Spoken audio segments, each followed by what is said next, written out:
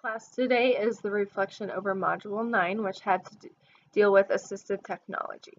So the first question described the role of assistive technology. So the role of that is to promote self-esteem, increase productivity, and increase independence in kids that have special needs, whether that's physical or mental, but really mostly physical needs. So and then the next question is describe your past experiences.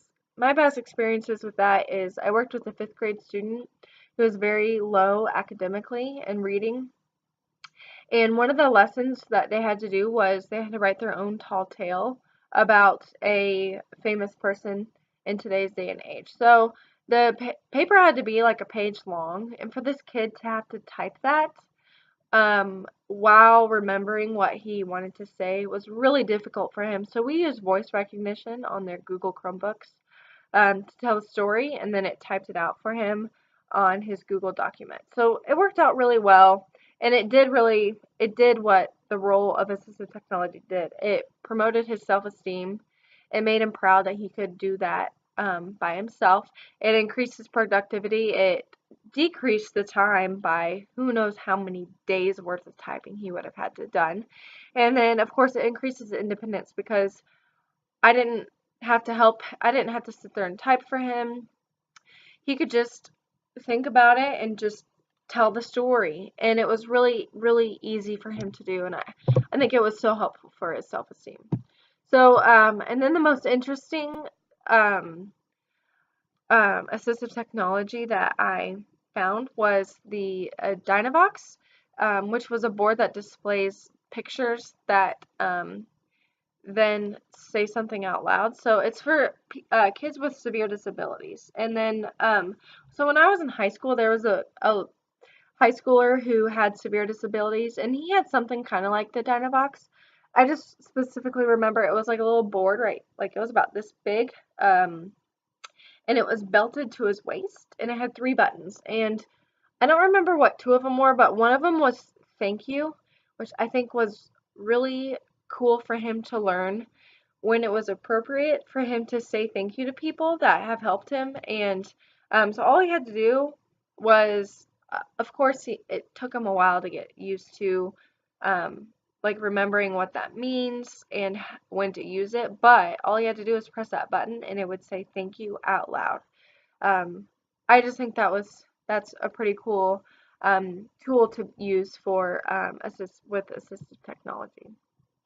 So the second question was give an example of assistive technologies out of the three of the 6 applications. And so the first one I decided to do over the applications that assist with existence, which are functions that are necessary to sustain life. So for example, personal care, sleep, and feeding. So my example would be a low-tech example of a plate that had a section for each bite so that a child is able to chew up their food and swallow it without having any difficulties. So very low tech, doesn't cost a lot of money, but it allows them to be independent, and they don't have to, their food is already cut up into little tiny bites for them to be able to eat. So my second one is applications to assist with positioning, which is for students with physical disabilities that facilitate positioning. So I thought about a chair with straps to support their upper body. So it'd be for kids who have really weak muscles or aren't able to control their muscles in their upper body.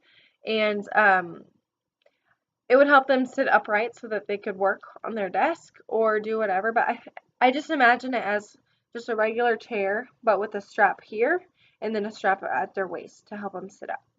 And then applications that assist with environmental interaction, which are functions that occur on a daily basis. So my example would be, the very first thing that popped in my head was a ramp. A child needs to be able to, like a child on a walker or in a wheelchair needs to be able to have assistance in getting anywhere. So I think a ramp either onto a vehicle, into the school, into their house, into certain classrooms, I think a ramp would be very useful. And then for the third one, find one additional assistive technology that was not listed and provide an overview of what it is, how it works, and where you found it. So I honestly just Googled newest assistive technologies for the classroom, and surprisingly, like Amazon Alexa popped up, and I was like, well, that doesn't seem like could really benefit the classroom, but after doing a little bit of research, it could help children with disabilities as far as this would be learning disabilities. So you could always say, hey Alexa, what does the word